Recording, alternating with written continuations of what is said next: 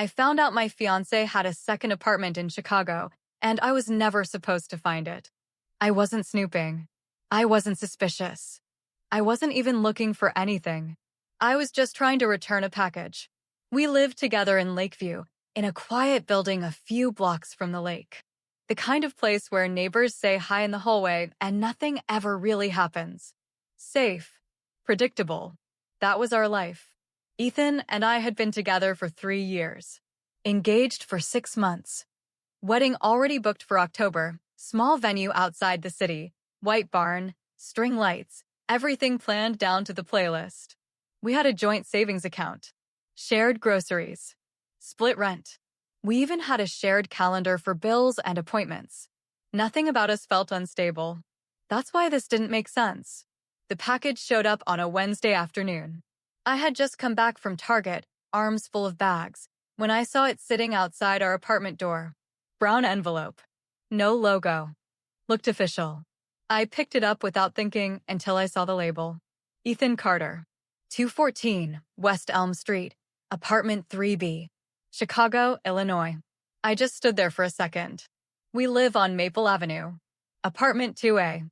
At first, I thought maybe it was something old. A previous address. But that didn't track.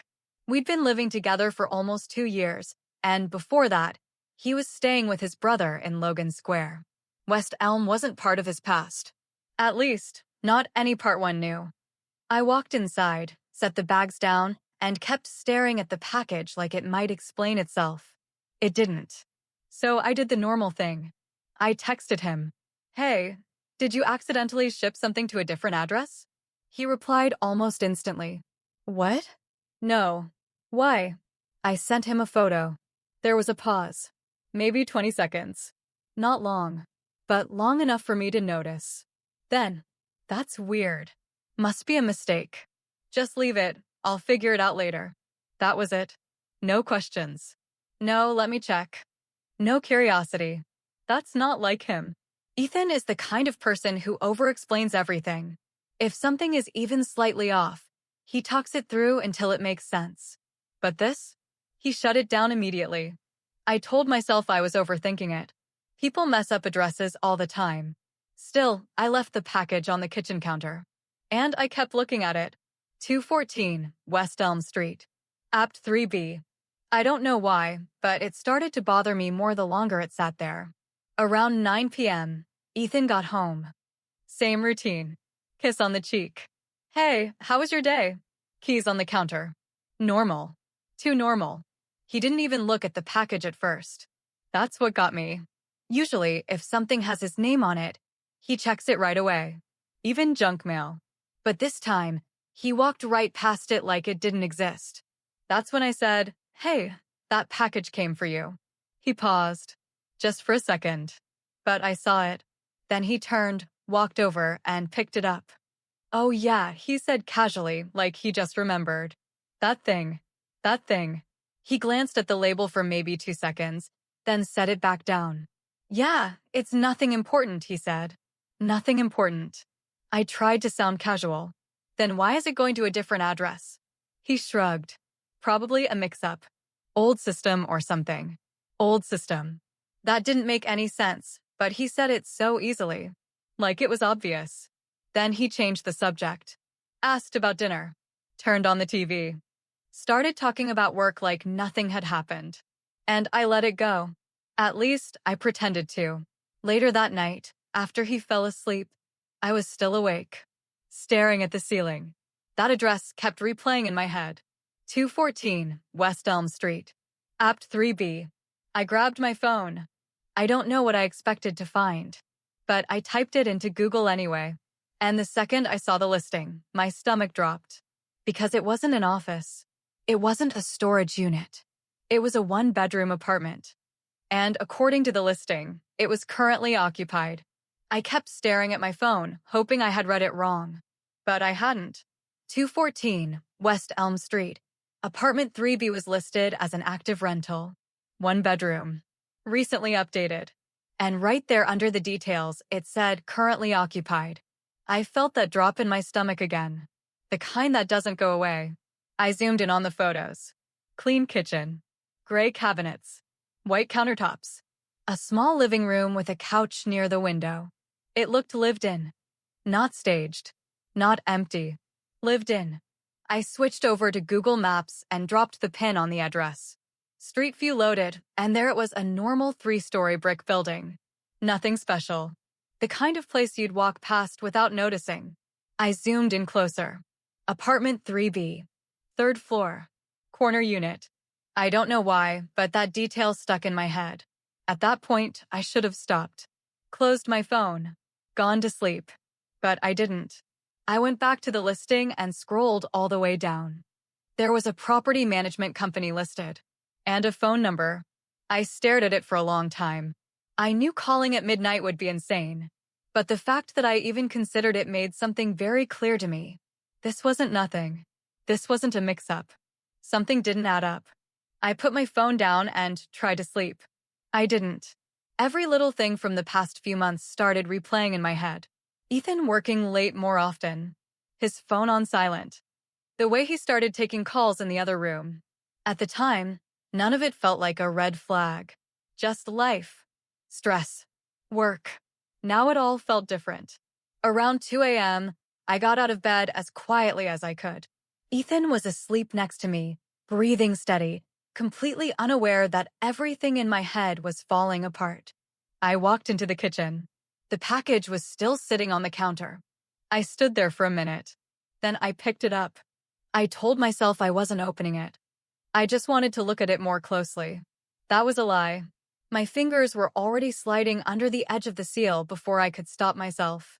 It opened easier than I expected. Inside was a single envelope. White. Thick paper. Definitely official. My heart was pounding now. I pulled it out and flipped it over. Ethan's name again. Same address. I hesitated for maybe half a second. Then I opened it. The first thing I saw was the logo at the top. A bank. Not ours. I scanned the page quickly. Account statement. Balance. Transaction history. I didn't even understand what I was looking at first until I saw the number. $12,840. I froze. We don't have that kind of money sitting anywhere. Not in our joint account. Not in savings. Not that I know of. And this wasn't labeled as anything shared. It was his name. Only his name. Different address. Different bank. I kept reading. Rent payment. Every month. Same amount. Same date. Paid to a property management company. The same name I had just seen on the listing. My hands started shaking. This wasn't old. This was current. This was active. This was real. Ethan wasn't just connected to that apartment. He was paying for it. Every single month. I stood there in the kitchen at 2 a.m., holding a bank statement I was never supposed to see, realizing I didn't actually know the person I was about to marry. And then something hit me even harder. If he was paying for that apartment, then who was living there? I slowly looked back toward the bedroom. Ethan was still asleep. Like nothing was wrong. Like our life was exactly what I thought it was. But it wasn't. Not anymore. I folded the paper, put it back in the envelope, and slid everything back into the package exactly how I found it. Carefully. Like it mattered. Then I set it back on the counter. And stood there in silence. Because now I had a choice. Pretend I never saw it.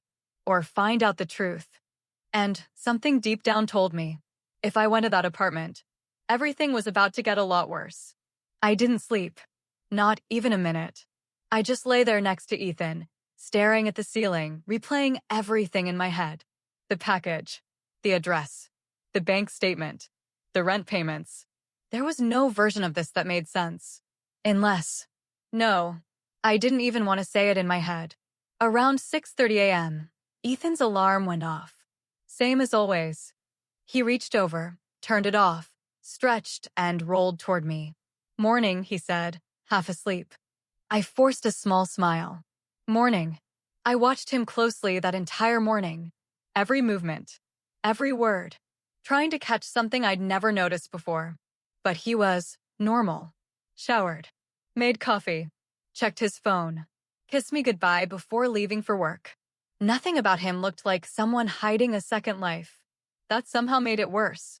Because if he could hide something this big and still act like this, then what else didn't I know? The second he left, I got up. I didn't even make coffee. I went straight to the kitchen, grabbed the package, pulled the statement back out, and stared at it again like maybe I'd misunderstood something. Same numbers. Same address. Same rent payment. This was real. I looked at the time. 8:12 a.m. The leasing office would be open. My heart started racing again. I picked up my phone and just stared at the number listed on the website. I knew once I made this call, there was no going back. No pretending. No, maybe it's nothing. I took a breath. Then I dialed. It rang twice. Good morning, West Elm Property Management, a woman answered. Calm. Friendly. Normal. Hi, I said, trying to sound like a normal person. I had a quick question about one of your units. Of course. Apartment 3B? On West Elm. Let me check, she said. I could hear typing. My heart was pounding so loud I was sure she could hear it through the phone. Yes, 3B is currently occupied, she said. What can I help you with? I swallowed. I think there might have been a mistake with some mail. I just wanted to confirm who's listed on the lease. There was a small pause. I'm sorry, I can't give out tenant information. Of course. I should have expected that. Right, yeah, I understand, I said quickly. It's just that my fiancé, his name is Ethan Carter. He received a package with that address. So I'm just trying to figure out if it's connected somehow. Another pause. Longer this time. More typing. Then, he is listed. Everything went silent in my head. I didn't even realize I had stopped breathing. Sorry, I said. Yes, she continued, like it was nothing. Ethan Carter is on the lease for that unit. My hand tightened around the phone. Is he the primary tenant? I asked. Another pause. I can't go into full details, she said carefully. But yes, he is one of the tenants on file. One of the tenants. Not the only one. I closed my eyes. Okay, I said quietly. Thank you. I hung up before she could say anything else. I just stood there in the kitchen, phone still in my hand, trying to process what I had just heard. He didn't just own the place. He was living there. Or at least, he was supposed to be. With someone else. I walked over to the window and just stared outside for a while. Cars passing. People going to work. Everything normal. Except my life wasn't. Not anymore. I looked down at my phone again. There was only one thing left to do. I needed to see it. Not pictures. Not listings. Not statements. I needed to go there. So I grabbed my keys. Didn't change. Didn't think. Just left. The drive across the city felt longer than it actually was. Every red light felt like it was holding me back on purpose. My hands were gripping the steering wheel so tight they started to hurt. Part of me was hoping, praying, that I'd get there and realize this was all a misunderstanding. That maybe it was empty. Or under renovation. Or anything that made sense. But deep down, I already knew. I pulled up to West Elm Street around 9:10. The building looked exactly like it did on Google Maps. 3 floors. Brick exterior. Small parking lot in the back. Nothing special. Nothing suspicious. Just normal. I parked across the street. Sat there for a minute. Then another. My heart was racing so fast it made me feel sick. This was it. Once I walked in, there was no going back to the life I thought I had. I grabbed the envelope from the passenger seat, took a deep breath, and got out of the car. I walked up to the building, pushed the door open. It wasn't locked. Inside, the hallway smelled faintly like cleaning supplies and something sweet. Like someone had just cooked breakfast. There was a staircase to the right. 3B, 3rd floor. Corner unit. Every step I took felt heavier than the last. By the time I reached the 3rd floor, my hands were shaking again. I stood in front of the door. Apartment 3B. I could hear something inside. Movement. A voice. A woman's voice. I froze. Because I recognized it. And that made absolutely no sense. I didn't knock right away. I just stood there, staring at the door, trying to convince myself I was wrong. That I imagined it. That the voice inside only sounded familiar because my brain was already in panic mode, trying to connect dots that weren't there. But then I heard it again. clearer this time, laughing. And my stomach dropped. Because I knew that laugh. There was no way I didn't. I took a step closer to the door without thinking. My hand was already raised before I even decided to knock. 3 quick knocks. Everything went silent, like someone had hit pause inside the apartment. I held my breath. Footsteps. Slow at first, then closer. Right on the other side of the door. For a second, I thought about running. Just leaving. Pretending I never came here. But it was too late. The door opened. And there she was. Rachel. My sister. We just stood there staring at each other. No one said anything.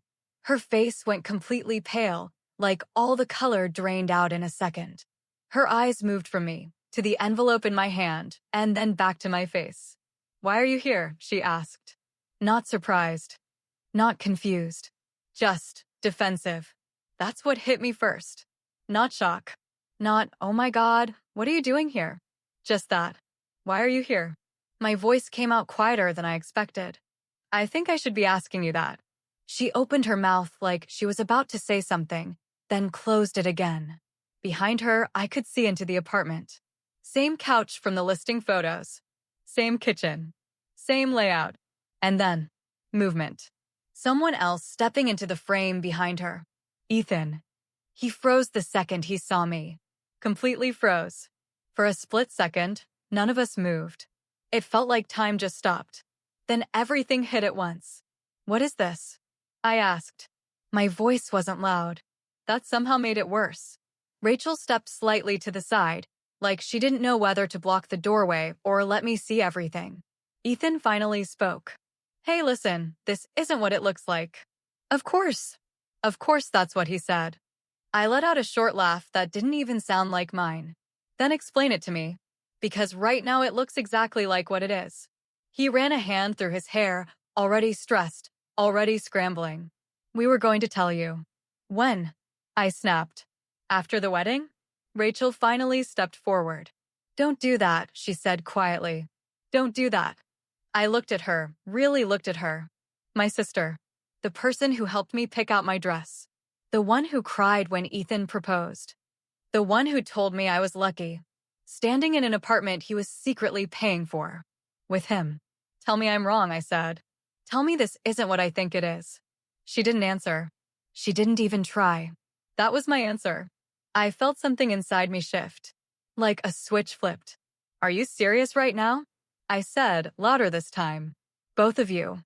Ethan stepped closer. "It's complicated." "No," I cut him off. "It's actually not complicated at all." Rachel looked down, arms crossed like she was trying to hold herself together. It wasn't supposed to happen like this. I stared at her. "Oh, I'm sorry. Was there a better way for me to find out?" Silence. Ethan tried again. "We didn't want to hurt you." That did it. I laughed again, louder this time. "You didn't want to hurt me?" I said. "So you got an apartment together behind my back?" "We're not," he started. "You're not what?" I snapped. "Not together?" "Then what is this?" "What am I looking at right now?" Neither of them answered. Because they couldn't. Because there was no version of this that wasn't exactly what it looked like. I stepped back from the doorway. For a second, I thought I might cry. I didn't. Instead, I just felt empty. Cold. 3 years, I said quietly. "And you thought you could just, what? Hide this?" Ethan took another step toward me. "Please, just let me explain." "No." I shook my head. "No, you don't get to explain this." I looked at Rachel one more time. She still couldn't meet my eyes. That hurt more than anything. I turned around. Started walking toward the stairs. "Wait." Ethan called after me. I didn't stop. "Please," he said, his voice cracking now. "You don't understand the full situation." I paused at the top of the stairs. Just for a second. Not because I believed him, but because part of me needed to hear what lie he was about to tell. I turned my head slightly. "Then say it," I said.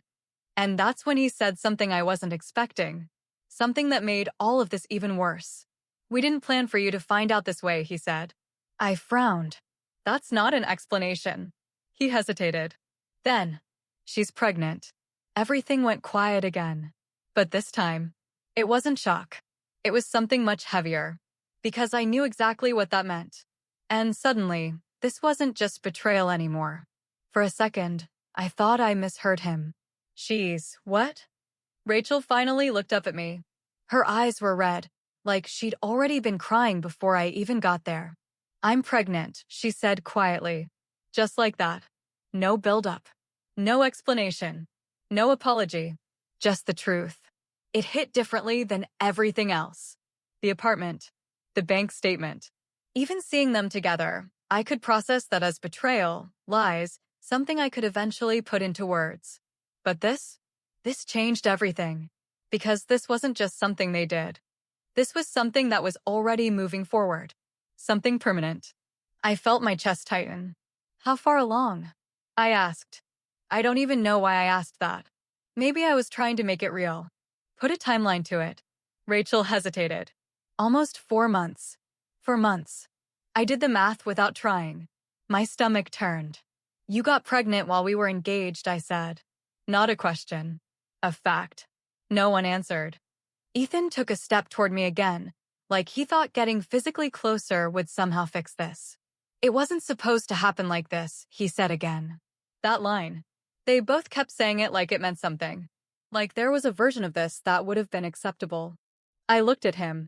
Then how was it supposed to happen? I asked. Walk me through it. When were you planning to tell me? He opened his mouth, then closed it again. Because there was no answer. There never is. Rachel spoke instead. We were going to tell you after we figured things out. I laughed. A short, dry sound that didn't even feel like it came from me. After. I repeated. After what? After the baby? After the wedding? After you both decided what I was allowed to know. Her face crumpled a little. I didn't want to hurt you, she said. That again. I shook my head slowly. You didn't want to hurt me, I repeated. So you slept with my fiancé, moved into an apartment with him, and hid a pregnancy from me for 4 months. Saying it out loud made it feel even more unreal. Ethan stepped in quickly, like he needed to regain control of the conversation. It's not like that, he said. I turned to him sharply. Then what is it like? He ran his hands through his hair again, pacing slightly now. It started as nothing, he said. It was a mistake. One night. I didn't even react. I just watched him. Because I've heard that line before. Everyone has.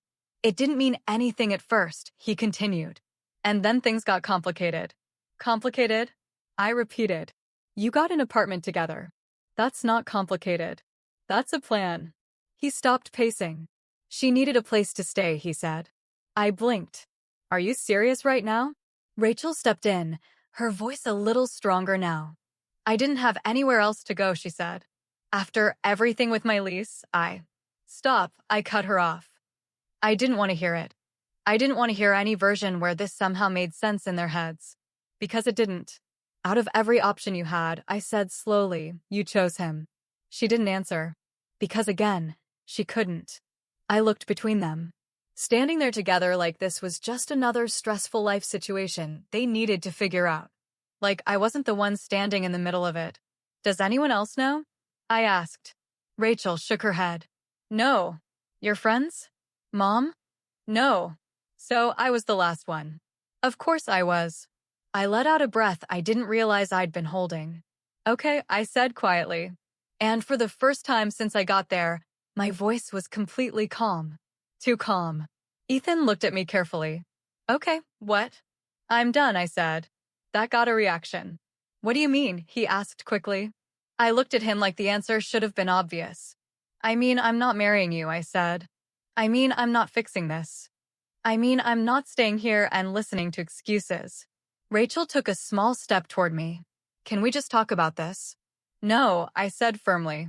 I looked at her, and this time I didn't feel shock or confusion. Just clarity. You made your choice, I said. Both of you did. Ethan's voice softened, almost desperate now. Please don't do this like this. I stared at him. Like what? I asked. Honestly, this is the nicest version of this situation you're going to get. He didn't say anything, because he knew I was right. I turned toward the stairs again. And this time, I didn't stop. Didn't look back. Didn't wait for them to say anything else. I just walked out of that apartment, out of that building, and straight back to my car. I sat there for a minute, hands on the steering wheel, trying to feel something. Anger, sadness, anything. But all I felt was empty. Then my phone buzzed. A message. From Ethan.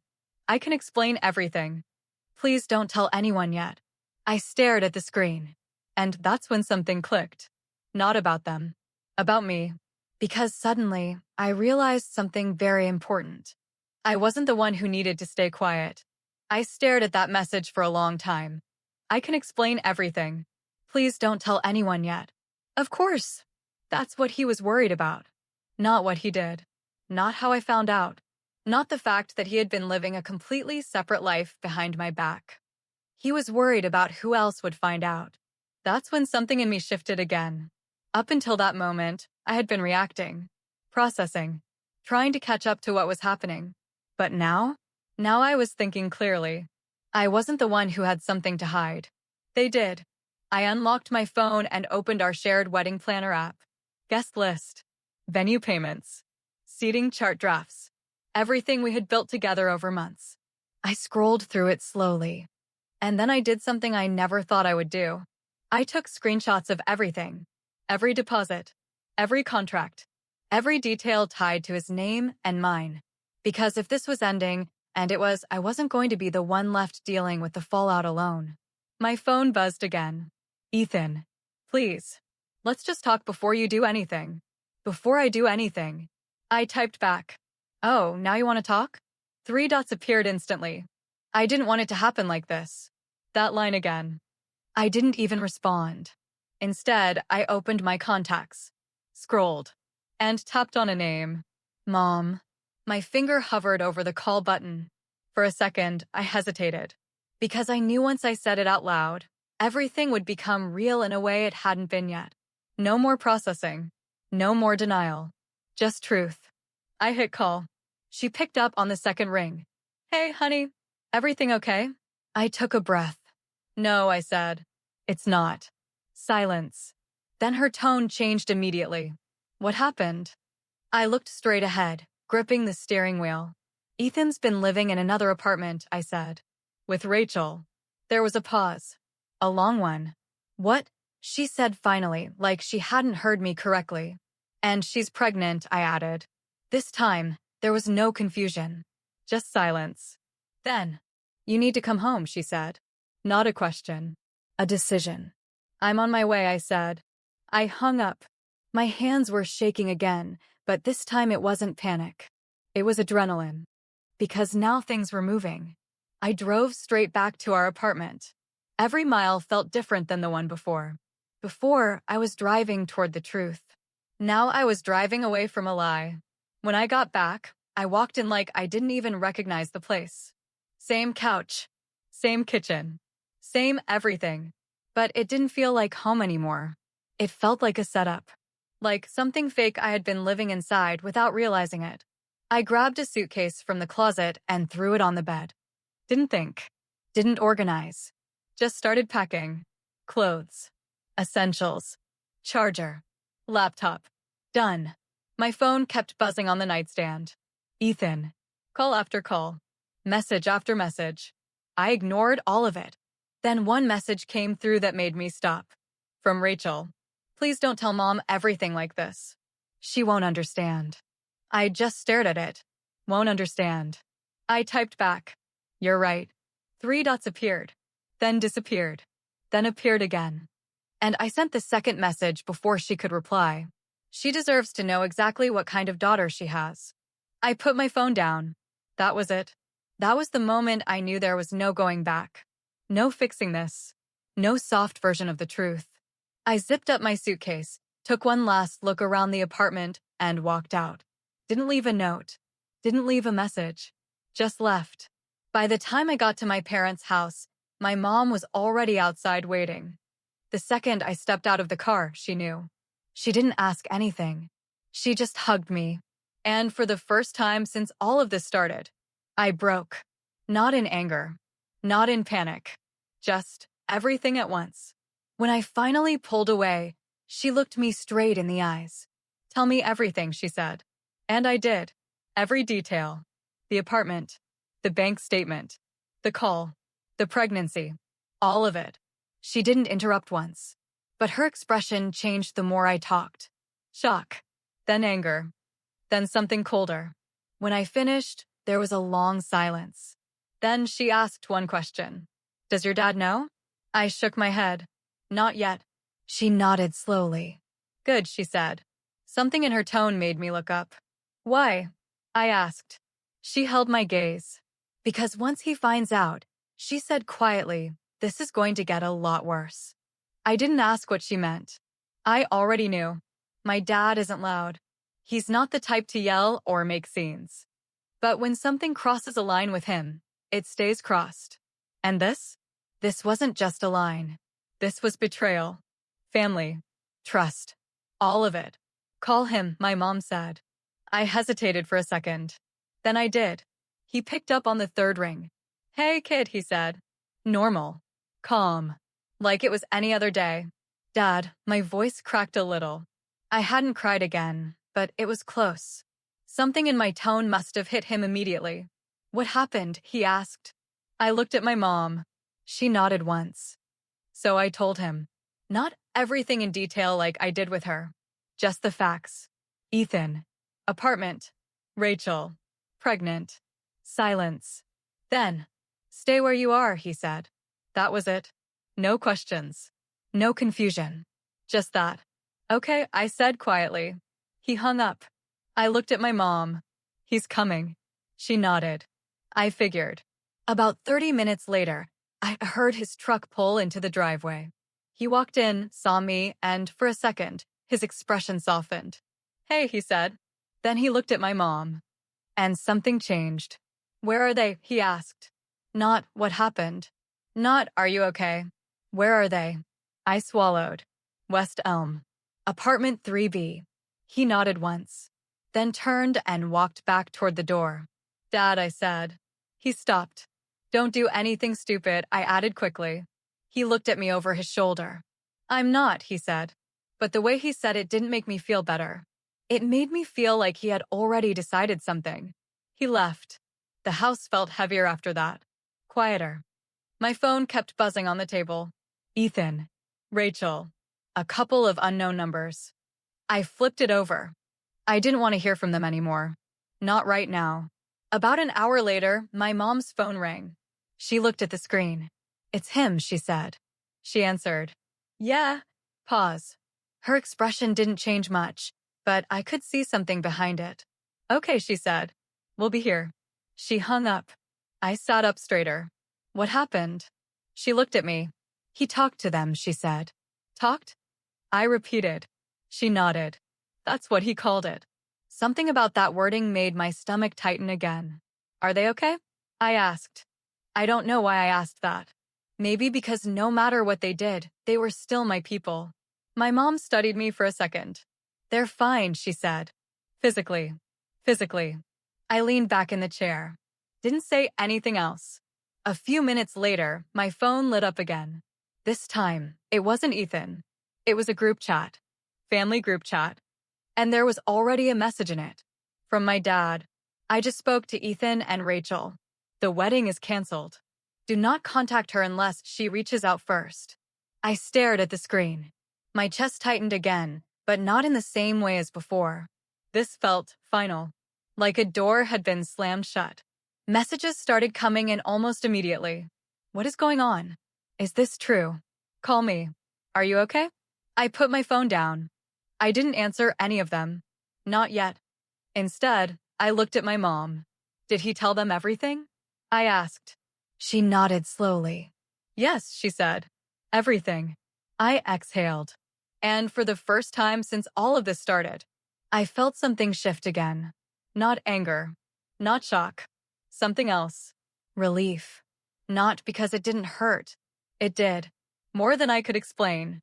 But because I didn't have to carry it alone anymore. The truth was out. No more secrets. No more pretending. Just reality. A few days passed. Then a week. I blocked Ethan. I didn't block Rachel. I just didn't respond.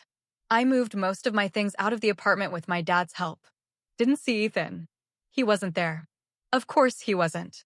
Eventually, one message came through from Rachel. Just one. I never wanted to lose you. I stared at it for a long time. Then I typed back. You didn't lose me. Pause. Then I added.